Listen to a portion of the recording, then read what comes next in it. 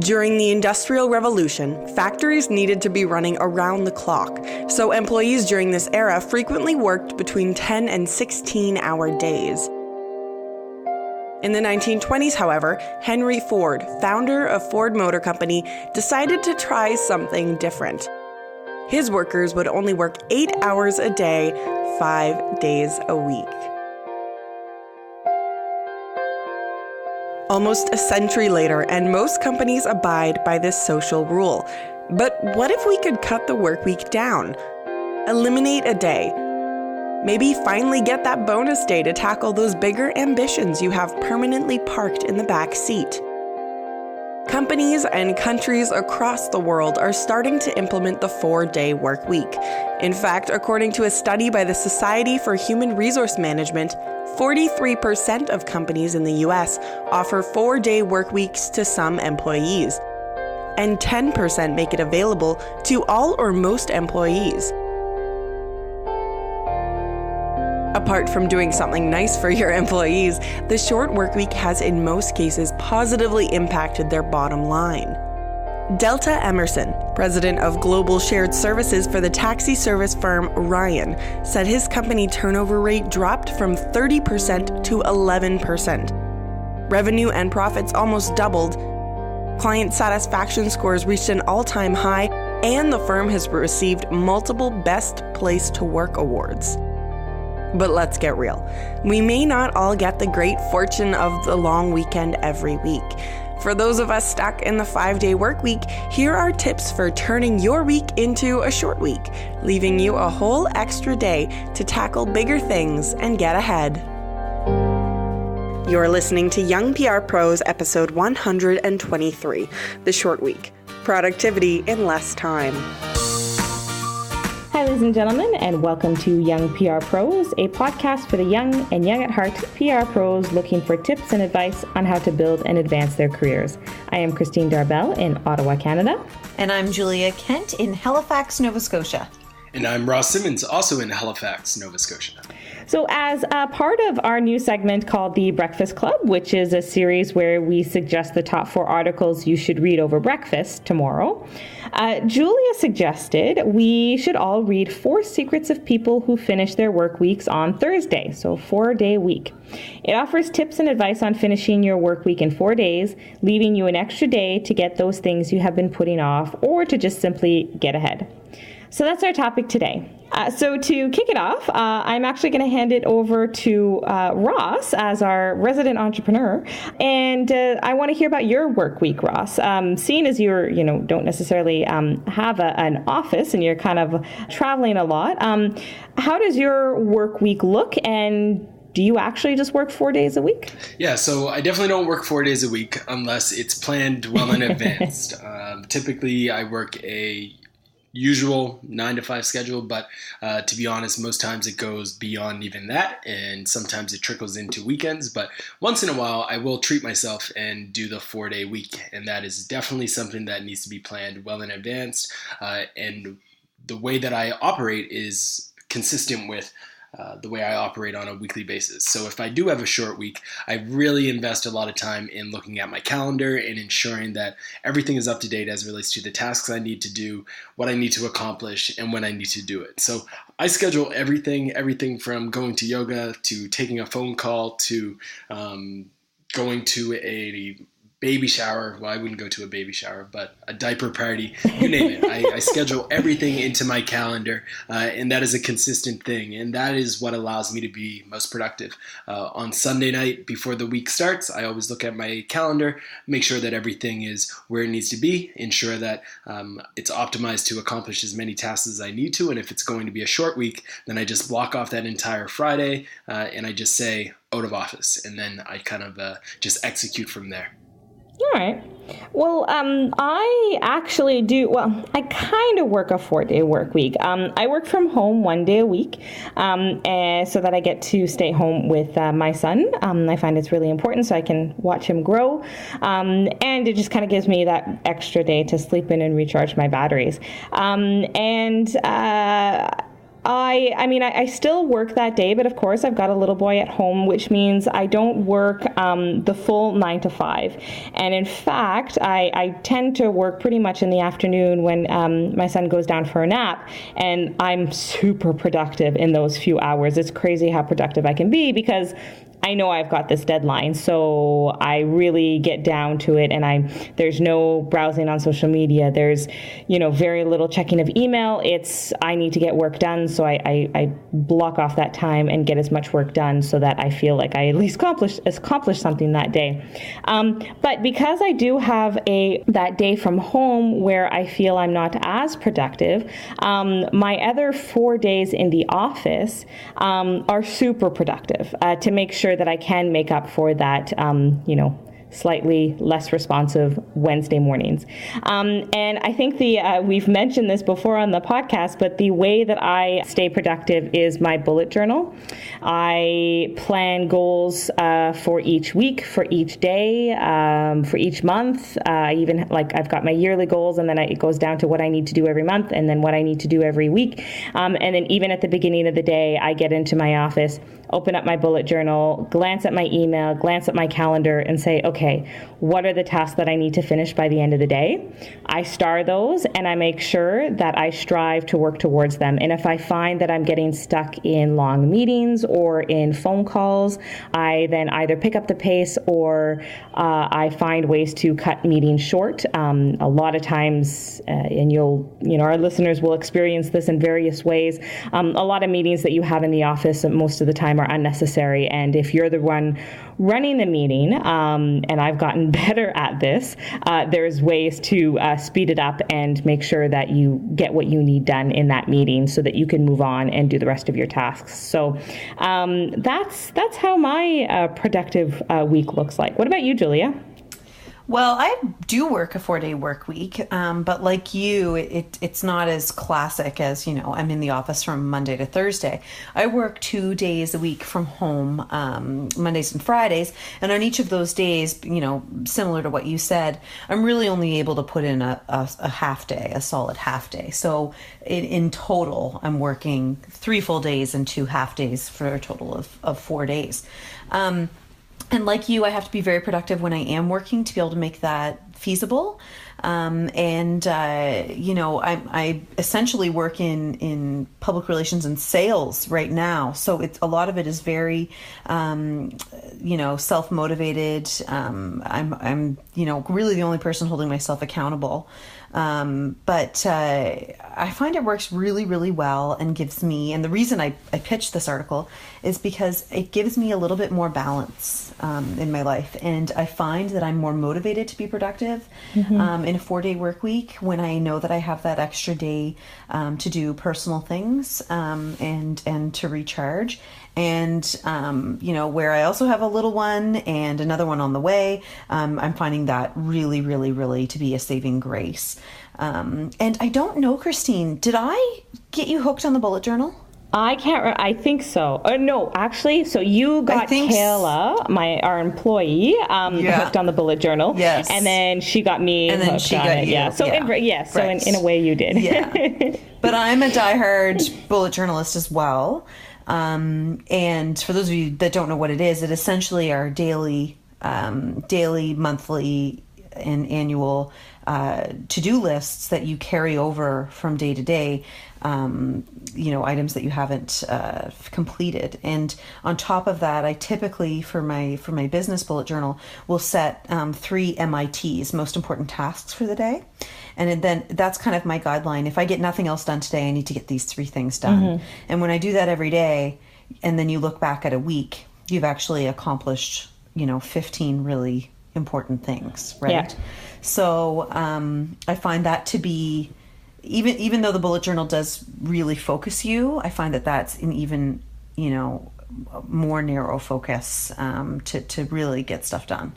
Yeah, and I mean, you said one thing when you were kind of explaining your work week and how because you have those 2 sort of half days, it it pushes you to be more productive during that time. So, in the kickoff of this episode, we did mention that there is a company that talked about how productivity actually went up. So you cut a day out of everyone's work week, yet everyone was more productive, which seems kind of counterintuitive, right? You think, oh, we're going to cut a day and we're not going to get as much done. But in fact, because people know that they have a shorter amount of time, then there's no wandering around the, office or randomly chatting or browsing social media or, aimlessly sitting in meetings and not getting anything done. People are a little bit more productive and value their time a little bit more. My time in the office, I value a lot, especially because I also have a deadline at the end of the day. Because I have a little one that I've got to get home to, I have to leave at a certain time, which means I can't waste my time in the office. So my time is very, very valuable, and every single minute I value, and I make sure that every single minute counts towards my productivity as well, so that I can, get home and, like you said, Julia, have a balanced life. So we have to initiate Ross into the parent. I know. Parent club event soon, so that he can then have a dad perspective. Fair enough. So I'll talk to some people. Yeah. See what I can do. We'll make it happen. So one suggestion from the Fast Company article is to find shortcuts. So the article says, successful people are always concerned with producing top-notch results. However, they also find little ways to save time in the process. So take a page from their book and have a good, hard look at your routine. Are there places where you're spending a lot of unnecessary time? So I'm curious, do any of you actually have some shortcuts that you use on a day-to-day basis that we could offer as advice to our listeners? Let's start with you, Ross. Yeah, so I have two shortcuts that I've been embracing for probably the past 8 years or so, and they're simple concepts: technology and outsourcing things to like virtual assistants. So from a technology standpoint, I leverage a lot of different tools such as like Buffer to schedule content through social media, so I'm not constantly having to be there actively scheduling and sharing posts on various Twitter accounts. I leverage that tool on a regular basis, buffer.com. I actually created a software called getcrate.co that actually integrates with Buffer that helps you find content worth sharing. So it allows you to put your social media sharing kind of on autopilot, where it finds the best content that you should be sharing on Twitter and then allows you to integrate with Buffer and schedule that content to be shared over the course of the week. So that is a great way for me to save time when I used to be spending tons of time looking for articles, finding content, and then sharing it on a regular basis every other hour. Now I just use Buffer and Crate, and it kind of streamlines that process. Another great tip that I've embraced is outsourcing things through websites like Upwork or freelancer.com to really leverage people who are skilled at doing repetitive tasks. So for example, if I'm doing research for a blog post, rather than me spending hundreds of hours doing the research, I can outsource that to somebody who has expertise on a specific topic, and they can do the research for me and then deliver me back some insights and information that I can then repurpose into a blog post. So you can do that with research, you can do it with sales outreach, you can do it for SEO work, small website updates, managing social media as well. You can outsource a lot of things for a great price through a lot of these websites today. So technology and outsourcing stuff is definitely, without question, my shortcuts that I take on a regular basis.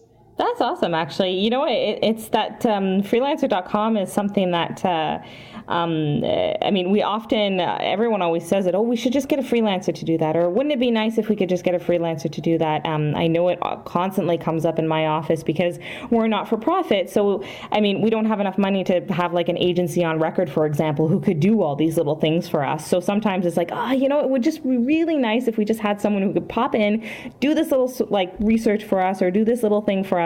And then pop out, that's what we need. So it's I think something especially small businesses and not-for-profit should not forget about. And if you are a young professional starting to work in one of these organizations, making sure you bring these sort of suggestions up in the next meeting to say, hey, maybe this is a way that not only you can do a shortcut and help in your productivity, but maybe help your organization become more productive as well. So 100%. What about you, Julia? What are your shortcuts in your day? Well, I really like it, Ross's point about outsourcing or using those websites, which is much cheaper. Or a less expensive option. You can still find really awesome professionals. That's a good reminder because I work for a charity, so a registered charity. So we're always struggling with that sort of thing. So thanks for the tip, Ross. No You learn worries. something new every day on this podcast, Julia. You do. I know. I should have saved that for my lessons learned. Aw. Darn it. But this isn't necessarily a shortcut, but it's a strategy that I guess equates to a shortcut. I really believe in inbox zero, and this is just a term that's used to describe keeping your inbox clean and clear of junk and crap most of the time, right? So the only things that stay in my inbox are action items, emails that there is something for me to do in them, or emails I've sent that I've dragged to my inbox where someone owes me something. So the only things are tasks in my inbox, and everything else gets filed at least once a day. So if you look at my inbox at any given moment, there's probably less than 10 things, and they're all action items that someone owes me or that I owe someone. And I find a lot of the times when people get bogged down and overwhelmed and behind, it's because they're not staying organized and keeping a clean inbox and staying on top of things. And I have a rule: if I can take the time to open an email and read it, I can take the time to respond. Even if it's only a quick, got your note, we'll get back to you on this, or got your note, looking into it, or something like that. And if that email, it contains an action item that will take me 5 minutes or less, I make sure that I do it immediately. Mm-hmm. That being said, there are times, and we've talked about this before, where I do not open emails for a couple hours to do what did we call it, Christine? Deep work. Focused work? Deep work. Deep work, yeah. So there are times when I won't open anything, but my rule is if I open it, I have to do something with it, and if it's a task that will take less than 5 minutes, I have to do it then and there. And that way you don't end up missing things or letting things slide or getting behind on anything or missing deadlines. And you're seen as a very responsive, reliable professional. And I think that that's really important. So yeah, not necessarily a shortcut, but I think it ends up being a shortcut. Like, it makes everything else easier eventually. I guess it's more of a strategy, but yeah. Anyway. No, that totally makes sense. And it's a good way to sort of organize your inbox as well. And because I know some people, inboxes can just be a source of anxiety for people. The email can be a source of anxiety. So having a system like that probably helps calm yourself down, because you open up your email and you just see, 10 or 11 things instead of 100 unread emails or flagged emails everywhere. And, it could get a little bit overwhelming for some people. So it's a good tip. My shortcut is a checklist. So it's not something that I necessarily use every single day, but there are things that I do on probably a weekly or monthly basis where I'm going back and doing this, whether it's a mini project or a task of some sort. And I find that I have various checklists for these various little projects that I do.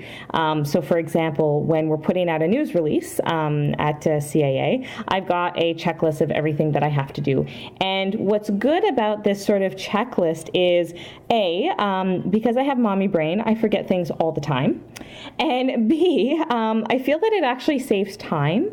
If I have a checklist, I look through it and I can see basically what my future hour or hour and a half is going to look like before I put out a news release. And I make sure that if there's anything that I can start on the top and start right away, or things that I can start simultaneously, I'm doing it. Instead of, just, waking up one morning and saying, okay, we've got to put out a news release. What's the first thing that I do? And then having to kind of reinvent the wheel every single time, especially if it's something that I'm not necessarily doing every single day. If it's something that I'm only doing once a month or once every other month, I want to be as productive as possible, and I also don't want to miss anything, and I want to be as successful as possible. So these little checklists I find come in super handy, because it takes the guesswork out of these tasks, and I have a variety of them for a bunch of different sort of little projects that I do throughout the year, and they're very helpful.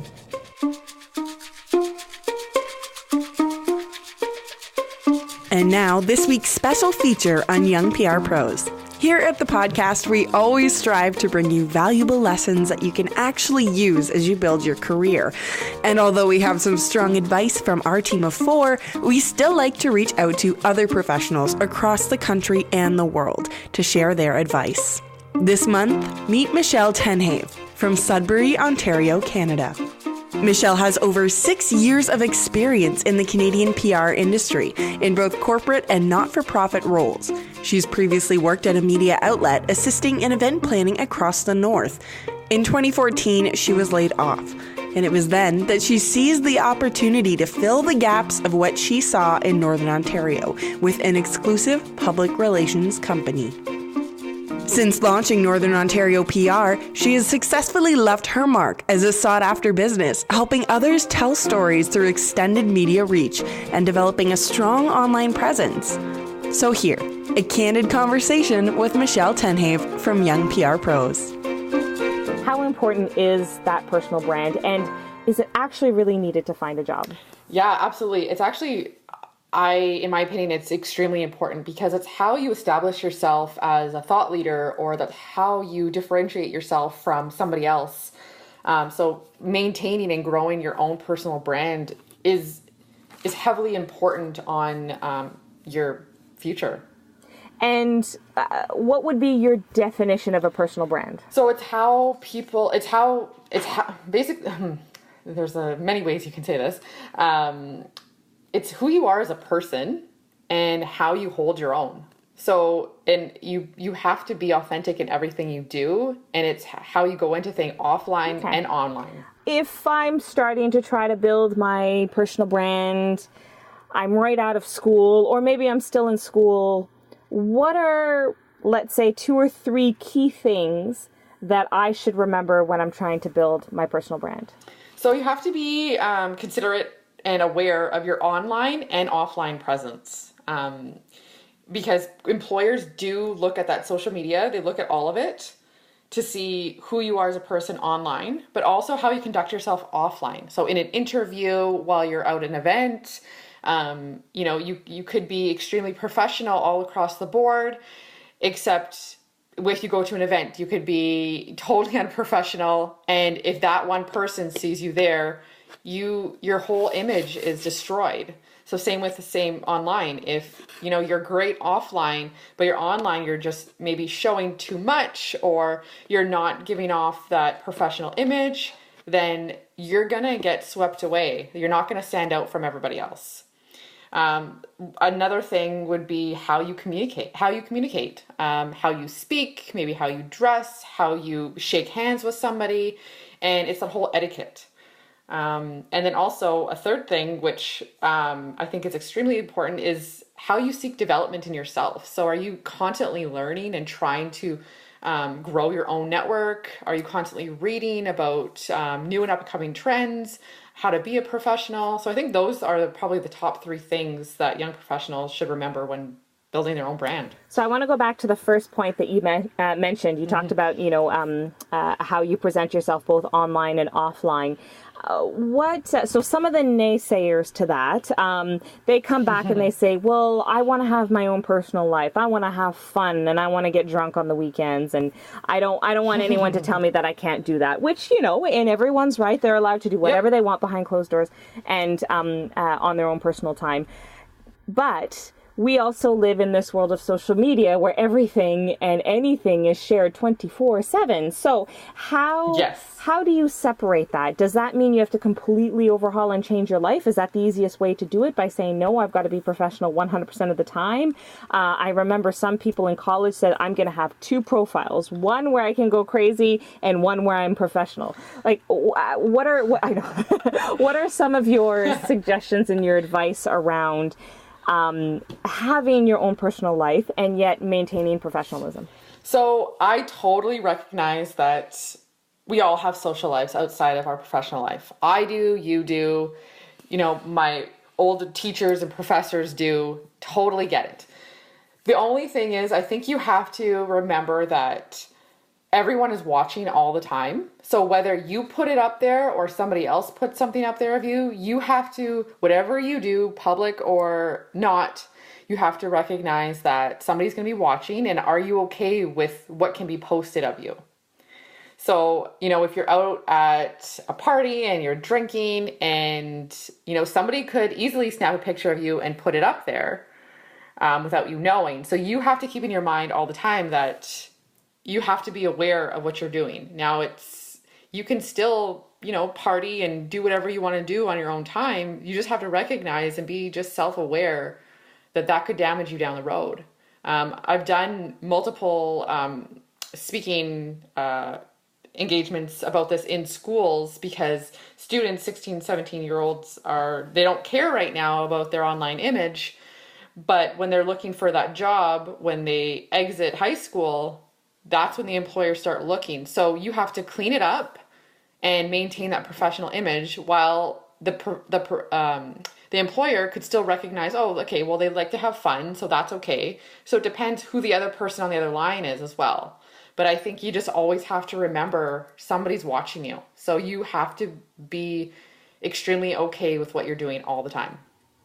And do you think that it's just the nature of the industry that we've chosen, because we've chosen public relations? I mean, you see it in the title of our industry, public. We're supposed to be the face of our organization. We're supposed to help build our organization's brand, which could mean doing public interviews. It could mean just being in the public face and being an ambassador for our organization. Do you think it's kind of like something that you just sign on for the job? This is the reality of the job. It means 24/7 we need to be on, and we could be watched at any moment. Absolutely. I think you definitely sign up for it as soon as you hit into the industry. I have not signed on with clients who wanted to hire me because of their own online presence. And I will not associate myself with their own. So it can work either way. I've worked with people who are completely negative online, and I don't give them references anymore because I cannot put them in a position and stand behind them when they're constantly putting themselves at risk. So it can work both ways. You just always have to be mindful of what you're doing. And if you're okay with showing, say, drunken photos or whatever out there, that's okay if you're okay with it. But just recognize that you might not get a job out of it or a client out of it. For more with Michelle, make sure to check out our Facebook page, Young PR Pros, where you can find a link to our live Facebook chat with Michelle for episode 17 of Boss Talk, where Michelle and Christine talk PR. You can also find her on Twitter at Northern Ontario PR. Now, back to the episode. So unfortunately, Claire is not with us today, so I get to introduce the lessons learned. So let's start off with Julia. You probably already kind of revealed what your lessons learned is for this episode, but is there another lesson? I did. Yeah, I'm going to have to go with, yes. I guess I got a couple reminders, a reminder about the outsourcing, which I knew about, but a reminder to use those websites, which I've heard other people say they've had great success with, but a reminder also about what you said with checklists. Like, there are many things in our work days that we repeatedly have to do. And if there's a checklist, it just makes that so much faster.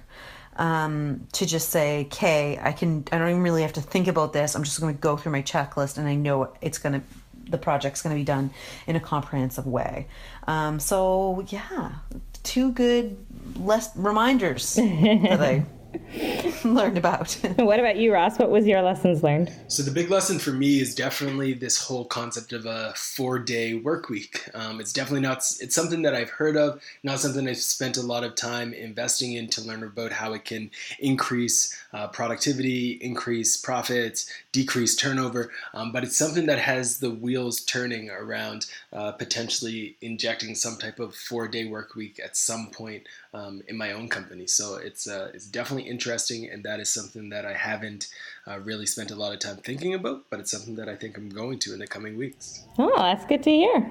Well, my lesson learned is actually that Ross has some like pretty awesome companies that he runs, or there's the thing that he created, Crate. I had heard about it and I vaguely knew about it, but I think you had just reminded me what it actually does. And like, I totally want to start using this for the podcast. So it's an awesome lesson learned, and I'm definitely going to check it out. And anyone else should definitely check it out as well. And we'll put a link in our show notes so that you can explore it, because it's definitely an awesome shortcut and helps if in Ross's case, where you're working with multiple brands. If you're a young professional volunteering with multiple brands, or you're an entrepreneur working with multiple brands, you can't always be everywhere on social media at the same time. So it's a really neat tool to kind of help make sure that you're not missing some of those stories that you should be curating on your social network. So lesson learned for me, and something that all our listeners should check out. I like it. Thank you for listening to this episode of Young PR Pros. We would love to hear from you. You can check us out on Facebook or Twitter at Young PR Pros, or on our website, youngprpros.ca, or on Instagram at PR Pros Podcast, where you can check us out with our weekly Instagram takeover, where one of our hosts give you a sneak peek into the life behind the scenes and what it really takes to be a young PR pro. You might be surprised. As always, you can let us know how we did by reaching out at youngprpros@gmail.com, or leave us a review on iTunes at Young PR Pros Podcast, the one with the nice new blue logo. Cheers, and we'll see you next time. This episode featured tracks by Lee Rosevear, editing and production by Claire Bonnyman.